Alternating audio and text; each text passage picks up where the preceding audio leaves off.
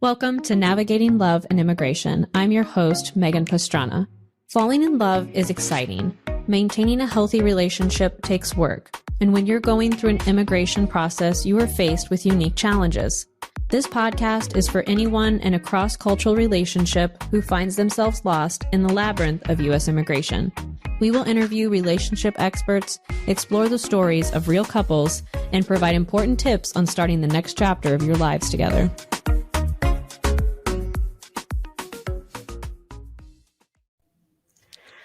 Hi, everyone. Welcome to this week's episode of Navigating Love and Immigration. Today's episode is super special because I have a dear friend, Hannah Chapman, here with me. She's a certified financial planner and an entrepreneurial wealth coach. And in today's episode is really special because we are going to be releasing this episode on our respective podcasts. And so it will also show up on Hannah's podcast, The Expansive CEO. And we're going to be talking about love and money stories. And it's such a wonderful topic because for any couple, really, but in the context of immigration, especially, couples are having to confront really intimate aspects of their finances really early on in their relationship. And so Hannah is here with us today to really dive into what are money stories and why is it so uncomfortable for couples to talk about money, and also to provide you with some really amazing tips on how to navigate through that together and really grow and nurture your relationship and the conversations that you both have around money. So without further ado, thank you so much for being here today, Hannah. I'm so excited to have this conversation with you. Yes. Thank you, Megan, for inviting me onto the Navigating Love and Immigration podcast. It is so special to me to do collaborations with people where it's like we serve people in such a tender way. They're going through something big, whether they're coming to you or they're coming to me, and we really have to be the facilitators of these interesting and intricate and delicate conversations. So I really appreciate having you in this space as well, as such a tender-hearted and also brilliant person. Helping couples navigate immigration, which is just such a huge hurdle. So I'm so excited to share you with my audience as well. So thank you. Oh, well, thank you for those kind words. And I do. That's when I was naming this podcast, using the word navigating was just so important. And like you're saying, we're both guides in our respective fields. It's more than just the doing of the paperwork and the things like that. It's really guiding our couples or the individuals we represent through very difficult processes. So, all right. On our last conversation, you and I, well, we've had quite a few conversations, right, about love and money stories. And I know one of the things we talked about is how sex and money are just really difficult conversations for couples. And, I think it was one of our dear friends too, Marla. I think she said, everybody loves, having money and sex, but it's not comfortable to talk about. So can you share with us more about why is that? Why is it such a tender topic? Yeah. So to quote Marla even further, she said, people will have sex before they will talk about their money. That's it. That was it. I think there was all kinds of things that were thrown around and yes, that's perfect. Yeah. Because, while both subjects are extremely tender, money goes even deeper. And what I have found over, the years working with clients is that our money stories go so deep into our sense of survival and into our sense of, our personal well-being, that it can be very, very vulnerable to open up and share about that, or even just to look at it for ourselves. And so the piece that makes it hard to talk about, especially with couples, is, when our money stories are different. And the not so secret here is that all of our money stories are different. We all have a different experience growing up. Our parents had a different experience growing up. And so the generational money stories, right? It's not just about what you experienced, that's very important, but it's also, going back generations, um, that that we sometimes have to deal with. And so when your partner either grew up in a different country or a different culture or even a different socioeconomic class, um, it can make it seem like you guys are like not even on the same planet when you're talking about money or making money decisions. So that aspect, right, that we feel so tender about our money, that we feel so tender about opening up about why we don't feel safe, that is the root of it. And this might be new for individuals to hear your money story. Maybe some of our listeners haven't even heard about this idea of a money story. I think Mm. exactly what you're saying. It's like maybe a foreign concept for the other person because they've operated or learned or grown up this way. There's an assumption, right? It happens to all of us as human beings. We assume that everybody operates or maybe is thinking the same way as we are. So can you maybe give some examples or dive more into what is a money story? Yes. So a money story is the emotion that comes up that's tied to it can be tied to a memory, but it can also, again, be tied generationally. So, normally, how I explain this is that it's something that comes up when a money situation happens. And a money situation, uh, just again, it touches every part of our lives. That can be for business owners, that can be, your income, your revenue, looking at your profit and loss statement every month or not, looking at a bank account, waiting for a check to pay, right? So, and then we move to, employees or just anyone, general population, when you're getting paid, when you're paying someone, when you are planning a vacation, when you are, receiving a gift or giving a gift, these things cost money, and our relationship with money has a story attached to it. So I want to dive in on the gift giving. So this is an interesting one. I actually it illustrates the point really well, I think. Okay. So I have a beautiful client. She is phenomenal at what she does, and she's doing really, really well in her business. And she has two kids, and she grew up without much, right? So she grew up, her family was very, very poor, and she made it out, right? That's kind of like the story. I made it out, right? And she's doing amazing in her own business now. And her son was turning 10 recently. Hmm. And she threw him a big birthday party, right? Spent more than she's ever spent on a birthday party before. Um, and it wasn't tens of thousands of dollars or anything, but it, close to $1,000. And he was so lit up. He had so much fun with his friends. She loved giving that to him. And afterwards, she started to feel panicky. She started to have this experience of like anxiety, like, oh, should I have done that? Oh, I don't know if I should have done that. Oh, like, all of the story coming up of those were the money stories. Should I have done that? I shouldn't have spent that much money. Was that too much? All of those are the money stories that started coming up and circling. And the reason I point this out is because it was taking something that she had done and she felt really good about and she was happy to do it, and it was turning it into a negative, right? It was Mm. going from this positive, beautiful experience into this like sense of anxiety and shame and guilt. And so when we stepped back to when, she started explaining how she was feeling and what was coming up, and I asked her to do a little exercise with me, and we did a money story meditation. We like went through it. I call it a money story meditation. It's kind of like an uh just taking a pause, really taking a pause to get quiet and then kind of go inside and ask, where's the story coming from? And what came up when she kind of settled her system was her fourth birthday when she was so little. She got very little for her birthday, and it was like nothing that she had wanted as a little girl. And then but she was told to be grateful for it. So it was this sense of, no, you can't have what you want, and you better be grateful for what we're able to do.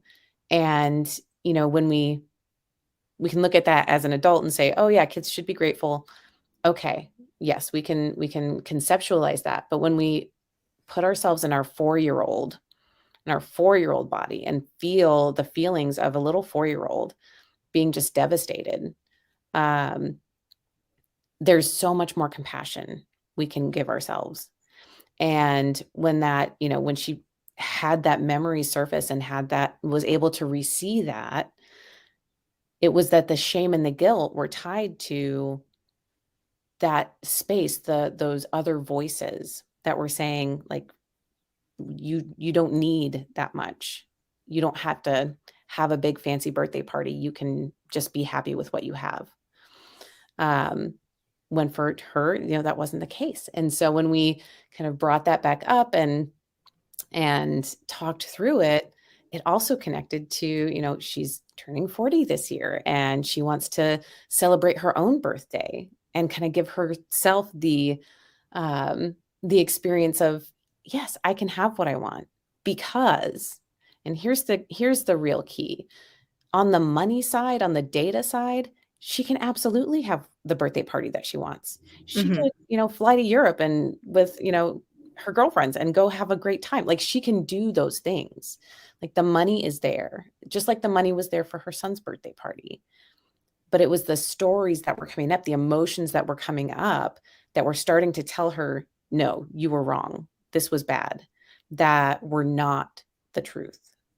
And so now going forward, right? Like, that's the illustration, is that, oh, these things, other people's voices in our heads, can stop us from doing the things that actually light us up and bring us joy, if we allow them to. Or we can make a different choice to honor what we truly want and help heal those money stories. Mhm. Wow, that's a really great example. That's super powerful. Just especially how you're saying how she went into it so excited, and then how those voices come up later. That Yeah. you go from excitement to then having these voices of doubt and fear and questioning. And I can totally see how, for couples, if you're having two different stories that can conflict or aren't in alignment, how that can cause conflict, or make it a very uncomfortable situation for a couple to go through, making money decisions about buying a home and things of that nature. Yeah. And when you're looking, or when you're working with your clients, I think that money meditation, I want to talk about that a little bit more.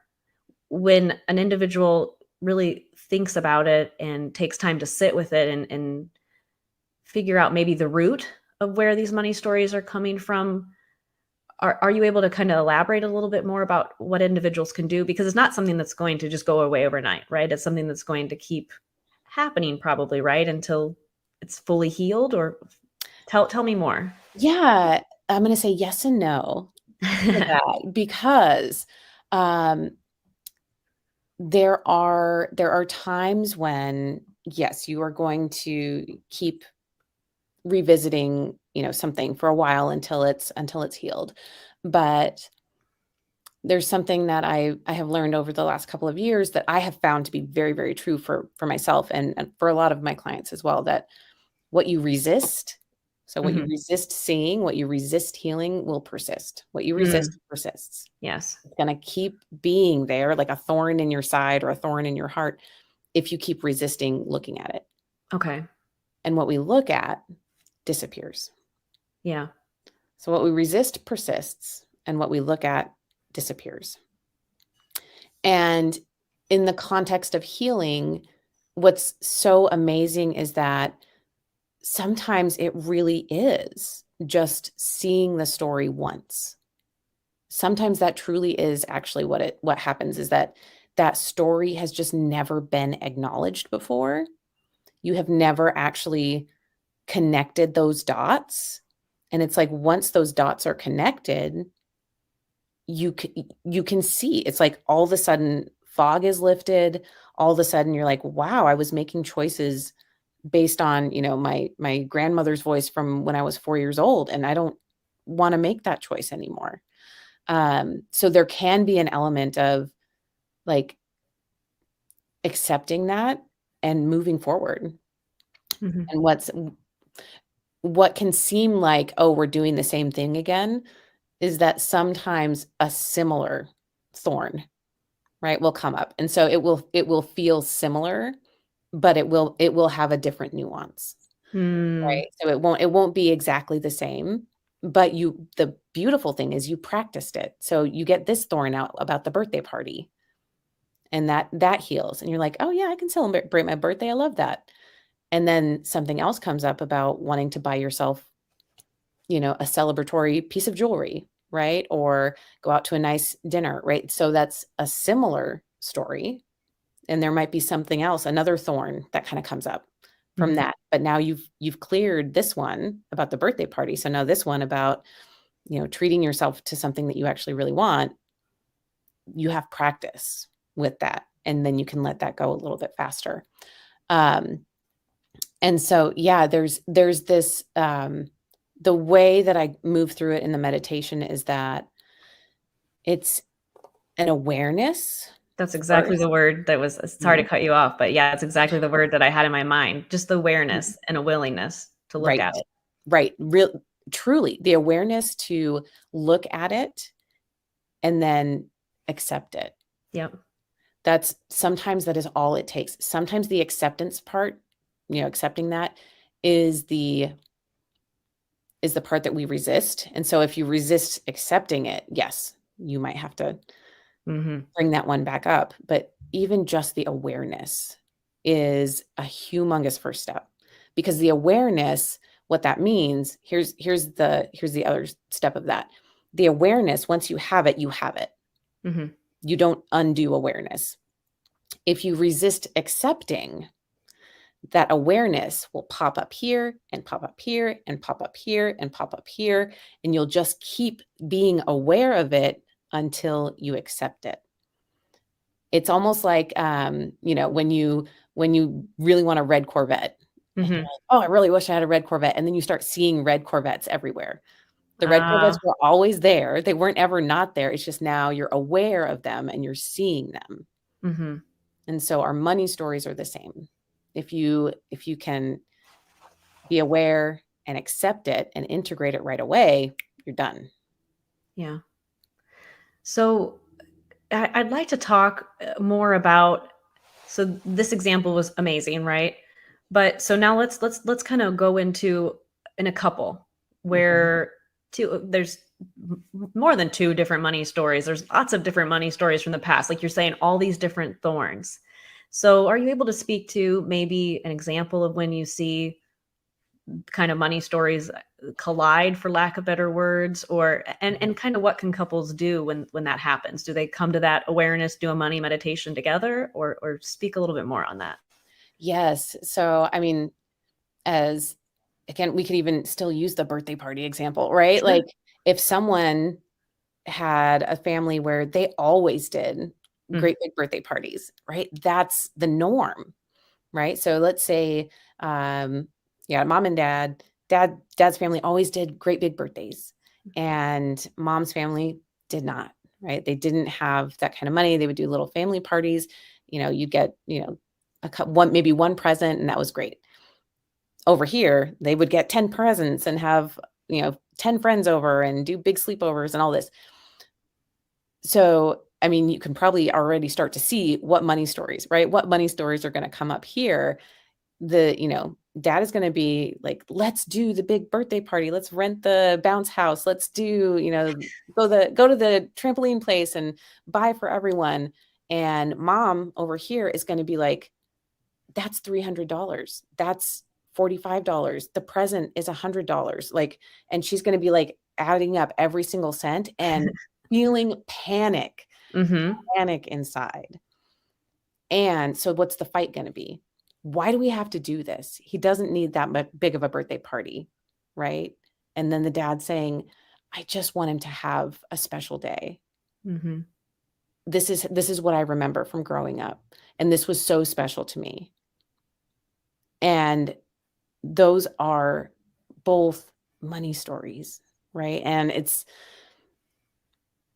so it's so tender to open up because it's the partner. So in this example, it's the mom who is panicked about the money being spent. She's the reserved partner, and she's the one that has, like, the trauma is coming up. And so when we look at that scenario, what does she need? She Mhm. needs to be heard. She needs to be heard. She needs to be seen. She needs to understand her story. And it needs to be okay, right? Like that, like tears, right? Tears come up. It doesn't seem like, here's on the dad side, it might seem like it's not that big of a deal, right? And those might be the words. It's not that big of a deal. It's a birthday party. And over here, it is such a big deal. I am panicked about us being able to provide for our family, right? It's so much more than spending $700 on a birthday party. Mhm. And what's true, if we look at the money, if me here, neutral party over here, is saying, all right, well, there's plenty of money in checking, like, yeah, pay for the birthday party. That's great, right? Now we have a winner and a loser. Now there's, dad wins. Yeah, Yeah. she said there's plenty of money in the checking account. Why are you worried about it? And now she's just been shut down and invalidated. And that just causes, you know, that causes separation. That causes resentment. That causes, oh, I spoke up and I felt bad and I got shut down. So I don't want to speak up again. Mhm. So next time there's a birthday party or something that they need to spend money on, what might happen, I'm hearing, is the other person stays silent and maybe stuffs it down, sits in their discomfort and anxiety Mhm. and the feelings that are coming up from their money story. And that separation continues to Yeah. grow. Yeah. You've just like, withered what it feels like, that death by a thousand cuts, right? When we see relationships start to crumble, like it's not that one thing happened. It's all of these things happened, right? Mhm. Over time. That's it. That's the start. That was the wound, right? That didn't ever get cleansed. Mhm.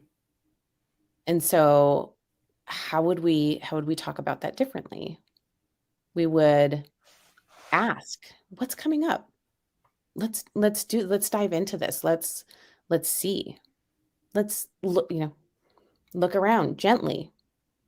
It doesn't have to be you're not re-traumatizing someone, right? We can do this in a gentle way where, again, they can feel seen and heard and acknowledged, and they can come back, right? So she could still come back and say, okay, this is so different from how I grew up, and it feels really stressful. And voice all of those things that she's feeling, and he can hear it and say, I hear you. I understand. Thank you for sharing that with me. Thank you for, being open and sharing your heart with me so that I can understand better. And then there are two ways that you can go about that. If it really is where one partner is overspending, um, maybe there's a compromise. If it really is, there is actually no issue and it's okay, maybe then there's a different level of acceptance. But no matter what, both partners need to be seen and heard in the Mhm. process. Um, so yeah, it's really, it's an awareness of the other. It's giving, this is another, little snippet from Marla of giving the benefit of the doubt. Mhm. Always giving your partner the benefit of the doubt that, hey, dad over here isn't trying to stress you out by throwing a big birthday party. And mom over here isn't trying to, keep the child from having a great birthday, right? Let's give each other the benefit of the doubt and come together and see what stories are coming up. Yeah. Because when you do it around a small thing, let's say that the birthday party is $700. When we do it around that, that's when, buying the house, buying the car, um, going on a, big vacation, right? The big money conversations start to get easier because you have practiced and you've learned how to turn towards each other and be curious and open to their different money stories. Yeah. Yeah, that's such a great example, and I think, the most powerful thing that I wanna reiterate too is if you're not taking time to be aware of your own money story and accept that, and then also do that for your partner, that divide that can arise, right? And Mhm. so are you able to talk or speak to what you see that might happen with couples if those conversations aren't had? Oh, yes. So, I was just doing a little research on this the other day. So I am not a certified divorce financial analyst. That's a CDFA. But the CDFA group did research on what are the main reasons that people get divorced. And it was about around 44%, some form of irreconcilable differences, over 25% financial, like specifically financial issues, and then another roughly 20% um, that was infidelity. Okay. And so what's funny is the irreconcilable differences aspect is usually very heavily tied to finances. So while we can say that, over 20, 20-ish, 25% is directly attributable to financial issues, those irreconcilable differences, that's the birthday party, right? Hmm. That's where those rifts happen, or can be, a big aspect of that, where when we're not able to communicate about the stories that are coming up, about the feelings that are coming up, that again, that death by a thousand cuts, right? Like every conversation, if we think of it as like a little cut every time, every conversation that where we stuff something down, where we say what we feel, but we're not being heard, we're not being received, and we know it on either side of the equation. Or when you don't say the thing, when you feel the thing and you don't say the thing because you don't think it's going to be received, that is a cut. That is another cut and another cut and another cut that just festers until it's healed. And so, when we think about the importance of communication in general, again, we can even go back to, people will talk about sex before they'll talk about money. Yeah. People will talk about a lot of different things before they'll talk about money. And so in my seat, being a certified financial planner and working with couples and families for, gosh, almost 2 decades now, which is crazy to me. Uh, like, 17 years soon. Um, the it's so much more important to talk about what's coming up, how people are feeling about the data they're seeing than it is even to talk about the data. That's 100% the learning that I have gleaned over my time in this industry is that, like, I can make a beautiful financial plan. The graphs and the charts can look great and they can say all kinds of fancy things. And I can write up all kinds of recommendations about, yeah, you want to achieve this? Here's how you do it. They won't ever implement those recommendations. They won't get to experience that financial transformation if we don't do the work of actually talking and listening. Like, what do you feel when you see you could retire at 62 instead of 65? How does that feel to you? And then actually letting the conversation happen, because you don't know what someone is thinking. Mhm. And letting here's where I want to take this as well, especially around those conversations of, like, what do you want to create in life? this is the other place where irreconcilable differences especially come up that can also be solved. I'm going to say, like, that's a bold claim, but I'm going to say it that boldly, like they can be solved by talking through our money stories. If we think about what we want to create in the future, when we, for some people that's looking towards retirement, for some people that's giving back in a big way, or starting a nonprofit, or traveling the world, or getting an RV and driving across the country, or, like all the different forms of what it looks like to enjoy your life and actually be in joy while you're living. A lot of times there is a dominant partner and I'm not going to say submissive partner, but a more subdued partner, where the partner that is like bright and bold. Yeah. Like, I'm so excited. I'm going to do all these things, and this is it, and this it's all this excitement. And then the more subdued partner is just like Along for the ride. yeah, Mhm. just going along for the ride, like afraid to speak up because this partner is so bright and bold. And instead, what I have learned to do is to separate those two Mm. and say, what do you want? And what do you want? And I don't want to hear, well, he wants to retire at this time, or she wants to travel around Europe. I want you to paint a picture, the full picture. What does it look like to you? And then the other partner, what does it look like to you?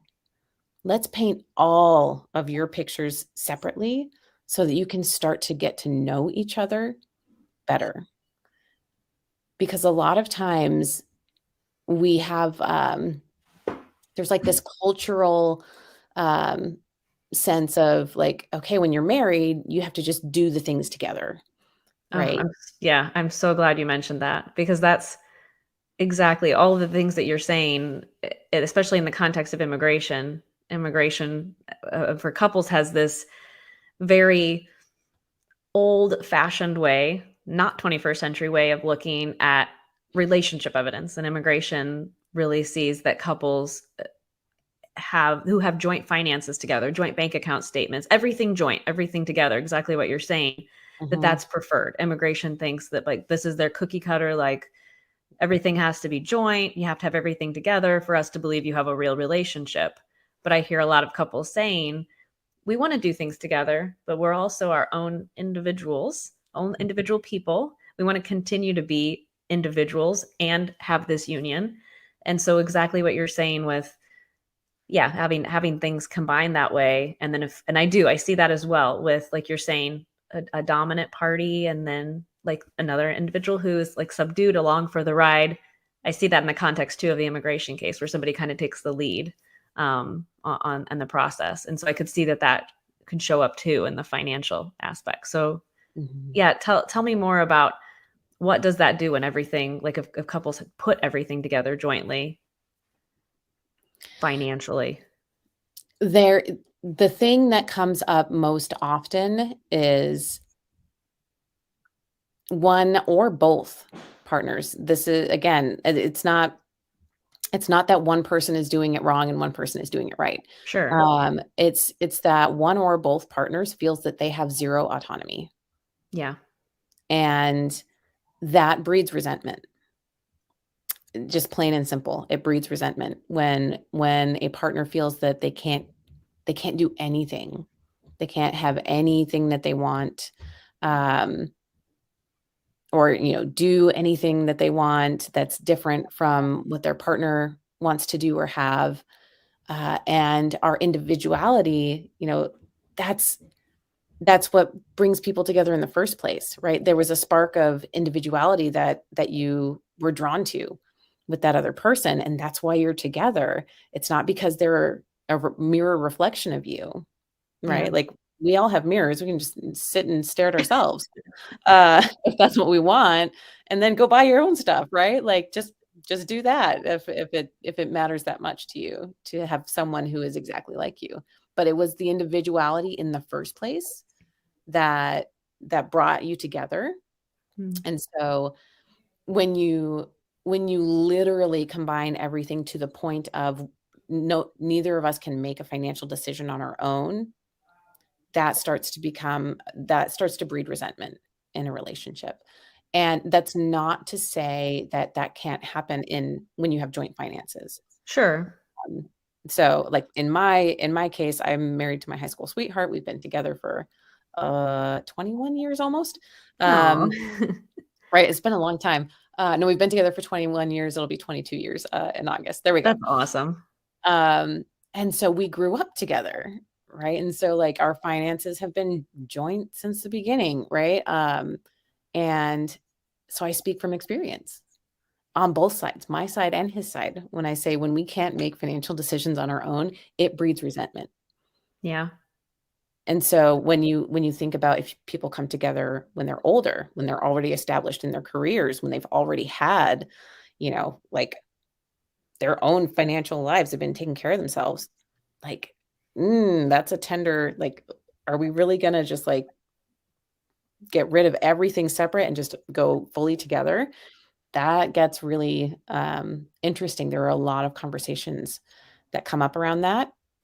And I think the more important aspect, I don't think we're going to change the immigration system here. Well, Fully. I'm trying. I Right, tell people, exactly. yeah, I tell people you do you, and we will help explain why you're doing this to immigration. And we've done that successfully because it's exactly what you're saying. And we present that to immigration. Hey, look, here's something that we have joint, but we're two individuals. We have autonomy. We want to maintain that, and we want our relationship to survive. So this is why we've set our finances up this way. Sorry, not sorry. We're not going to join everything because yeah, we're two human beings, and then we have this union. So I'm working on that part. I love that. I love that because I think the truth is the yours, mine, and ours. Yes. The yours, mine, and ours space, right? So, our retirement accounts, or we're planning this together for Yep. later, right? And that's a pretty easy one. Retirement accounts are generally like individually owned, right? Can't have them any differently. But they're moving towards the same or similar goal. Yeah. Um, where, same with actual like on the ground finances, yours, mine, and ours can be a really beautiful way, right, to have joint finances where you're also still honoring each other, and your autonomy and your ability to, it can be as simple as, people say things like, I want to be able to buy you a present without you seeing it on the debit card. Oh my And gosh, I'm you thinking of the exact same thing. You're, like, reading my mind. That's exactly it. My husband and I had discovered that. It's pretty similar, to you and your husband, like you're saying, joining everything, but then it's like, well, do we buy each other gifts? I mean, we see everything or do we? And, I want it to be a surprise. It does. It feels weird. Yeah, right, right. And and that's, again, we can like trivialize some of these smaller things, but they're not. The They're little not. things are what like build up to the bigger things. Yeah. Um, and it truly is. I believe wholeheartedly that, when you take care of the small things, right, the big things tend to take care of themselves to a degree. Like, you still got to talk about the big stuff too, but Sure. when you practice, that's what it really is. When you practice talking about the little things, it might be a little bit, you might have more stories coming up, you might have more anxiety coming up when the big things come through, but you've had practice. You've had practice talking about the little things. You have had practice navigating through, the birthday party. So now, when you're talking about where do you actually want to like move, how much house do you want to buy, how much mortgage can you afford, how much, or school tuition are you going to pay for your children, if any, right? Like, these big conversations, they follow the pattern of the little conversations that you've had. And when Yeah. a partner has felt heard and seen and understood in the smaller conversations, they feel more able to speak up in the bigger conversations. Yeah. I can kind of visualize all the little conversations and the willingness to lean into that discomfort to be aware, like you said, and accept and share those feelings and kind of create a bridge to make it easier to get across the difficult, the difficult patches. Like, yeah. And so it sounds easy, but it sounds difficult, right? To lean into the discomfort in these types of conversations. So where can a couple who has maybe avoided money conversations and it feels so vulnerable, it feels so intimate, how can they start having these conversations? Where do they Yeah. begin? Yeah. One good place to begin. Um, well, there's always help available. So that's the first step, right? Like if it truly is like I can't even um I don't know how to have this conversation. There are absolutely, professionals that can help with that. If it's literally, I mean, I can raise my hand in that aspect too. I love talking with people, especially entrepreneurs, especially entrepreneurial couples. That's my jam for, you know, all of the money conversations. There's so many money conversations with entrepreneurs. And what it truly starts with, the very core of it is, I'm going to say this one again, giving your partner the benefit of the doubt. So starting from the place, and so this is Brene Brown as well. Yeah. This is coming from Brene Brown of everyone is doing the best that they can. Yeah. You either believe that or you don't. And if you believe that everyone is doing the best that they can at the time, you can start from that place. Okay, I believe that you're doing the best that you can at this time. I want to give you the benefit of the doubt that you are not trying to hurt me or hurt anyone else, right? And I'm very curious. Hmm. I'm willing to be curious about what's coming up. And so I use all of that language because money stories can be very triggering, right? People like anger can come up, like pure frustration can come up, like it can get really um Heated, yes, intense. yes, intense, heated, angry, like all of those things can come up around money. And so when, that's the first step is when those like raw anger, frustration, heat starts rising, is to give yourself a second to process that away from, not spewing on your partner. Turn somewhere else, scream into a pillow, punch a punching bag, whatever it is that helps like dissipate that anger, and then move into, I'm everyone is doing the best that they can. I'm going to give you the benefit of the doubt. I'm going to be curious. I'm going to be curious about what's coming up. Can you tell me? Can you tell me what you're feeling right now? And open the conversation from there. What are you hearing and taking from that, Megan? Yeah, when you're talking about that, I'm thinking about, for my own personal relationship, to be vulnerable and to bring up Marla again. I'm thinking about her advice to sit next to each other on a couch or go on a walk, because like when you're saying these feelings come up, it's triggering, it's activating, there might be anger, and even if you and I tell couples that too, don't project all over the person you love because of the stress of the immigration process, and find an outlet, walk, or like you said, scream into a pillow, or whatever you need to do to move that feeling through your body. But still, even when you get ready to have that conversation with the other person, when you're kind of facing each other, it can feel a little confrontational. Some of those feelings are still lingering that you might have about whatever your money story might be, right? And Mhm. so we have found that, if you're sitting next to each other, like I said, or going on a walk and talking about these things, and just even saying, I feel X, Y, and Z, and I think it's because of X, Y, and Z, and just, sharing that and having that be out there and having each other be curious, exactly what you're saying. But that I was just thinking about that, the format, the setting in which you do it is so important, right? Mhm. To be able to have that conversation, and and it doesn't have to be at least for me personally, I would say it doesn't have to be um, a super in-depth conversation at first, just a little, just even Right. sharing how it feels.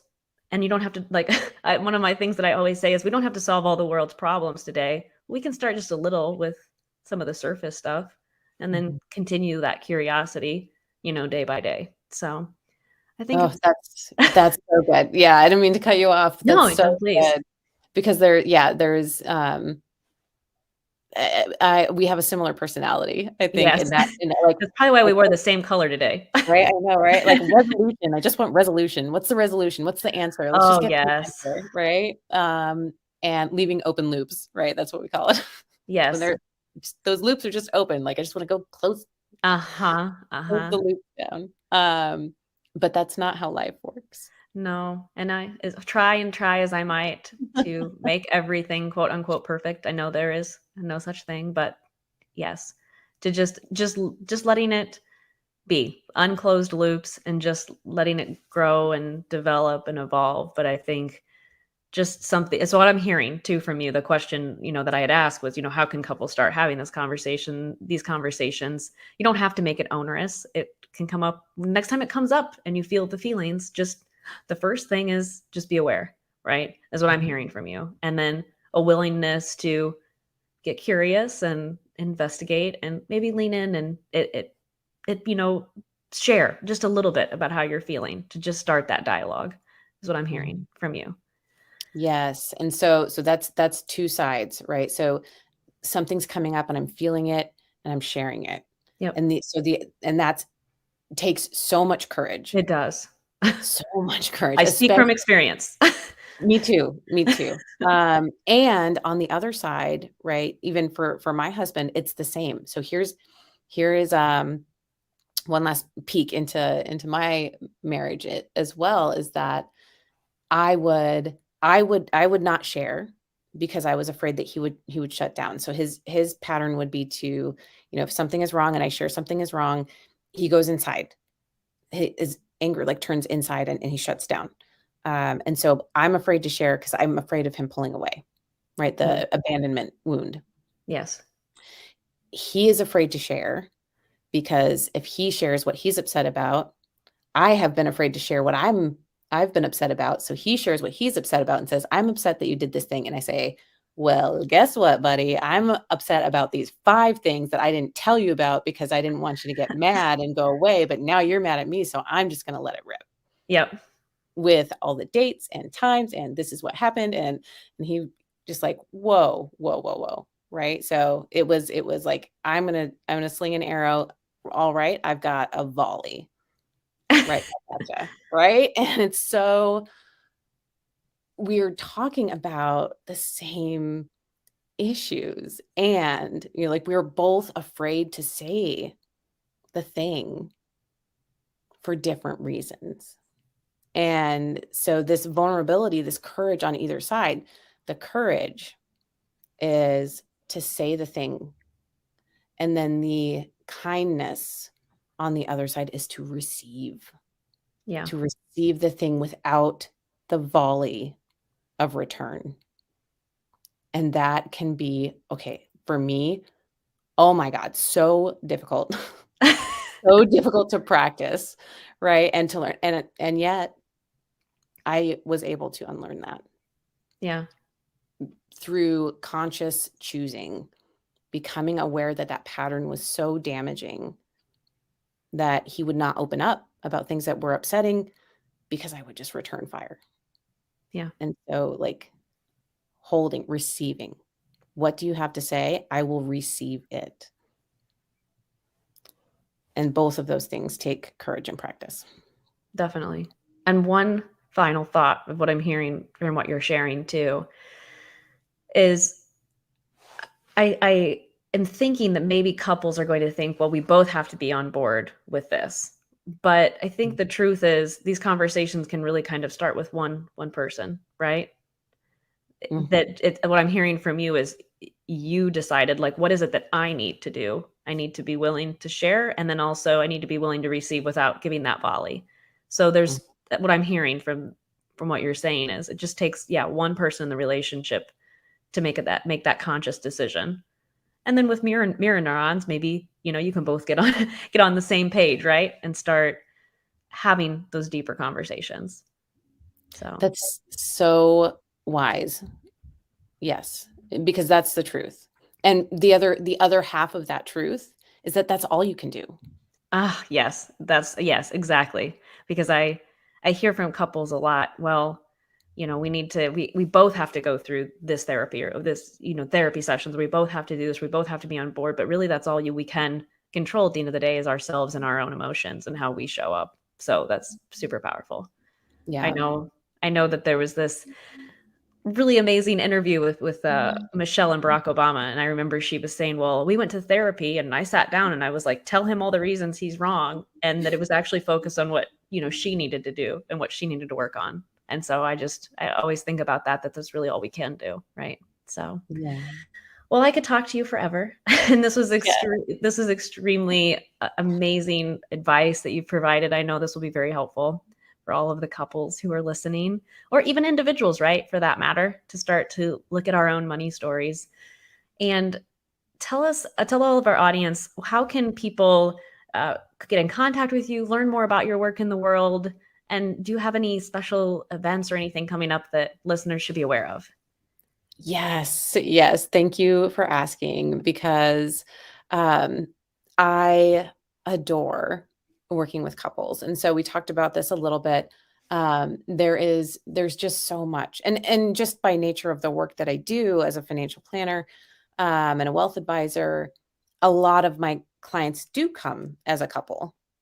And that can be any sort of couple, right? There's some even partnerships where people are not married but they are partnered, and they choose to be partnered, right? So like that configuration can look any way, and the communication piece and the honoring each other's dreams and goals is still the same. So I work with individuals and couples in X squared wealth planning. So I am a certified financial planner, accredited portfolio management advisor, and chartered retirement planning counselor. That's all the alphabet soup behind my name. And I've been in the financial planning industry since 2007. So this is really like my life's work of helping people be at peace with their finances. Um, through so in X squared, that's through comprehensive financial planning and investment management. In my second company, Expansive CEO, which is, where the podcast gets its name as well. In Expansive CEO, it's a broader scope of money mindset, especially for entrepreneurs, but I am also branching into couples and having Awesome. specific programs for couples around communication. Because when we learn how to talk about our money stories, again, that flows through to everything else. When we learn how to make peaceful financial decisions, that flows through to everything else as well. So with X squared wealth planning, super easy. It's and it's on the screen here. It's X2, the numeral 2, wealth.com. That's x2wealth.com. And you can connect with me there and see, my work in the world as a fiduciary financial advisor. And an expansive CEO, that's expansiveceo.com. That is the money mindset coaching in a lot of different ways. So I have a lot of different offerings there. You can catch me on my podcast, where I love having conversations like this. There are a whole bunch of them. And coming up soon, I'll be speaking about money stories and going through the money story meditation in the summit called Wealthy Women Rising. So it's beautiful, a whole day full of, people talking about building wealth, especially for women. So that's on May 25th, 2023. And I Awesome. will have a link to that also Perfect. on my socials. Great. And we'll share that link too in the show notes for this podcast episode for anybody who's listening, or if you're watching it on YouTube, we'll have it in the show notes below as well. Yeah. Well, And Megan, I want to turn it on you because this is going on the Expansive CEO podcast too. I want to turn the mic around for a moment, and how can my listeners get a hold of you? And you do something specific with immigration, being an immigration attorney, but you are very specific. So I want to yeah. hear about that. Awesome. Yeah, just like you, I love working with couples as well. Um, Immigration for couples, just as it sounds, we're dedicated exclusively to the specific niche and area in immigration. and we help couples. It's federal law, so we actually help couples all across the nation and the world. I mean, we have clients in Europe, Italy, France, Dubai, Australia. So we have couples everywhere that we help navigate the U.S. immigration process. It's quite a labyrinth, but with the goal in mind of the immigrant beneficiary being able to have lawful status so the couple can start their next chapter of life together in the United States. So that is what we are dedicated exclusively to doing. That is our work in the world.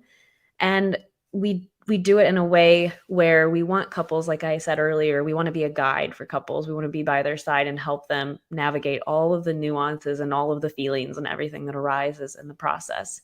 And your listeners, if anyone is needing immigration assistance or knows someone who does in the world of immigration for couples, our website is immigrationforcouples.com.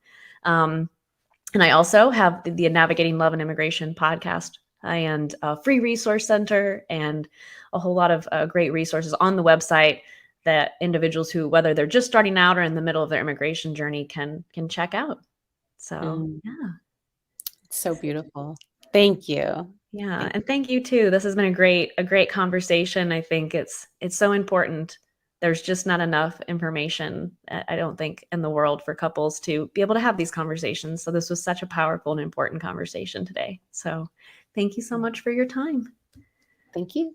All right.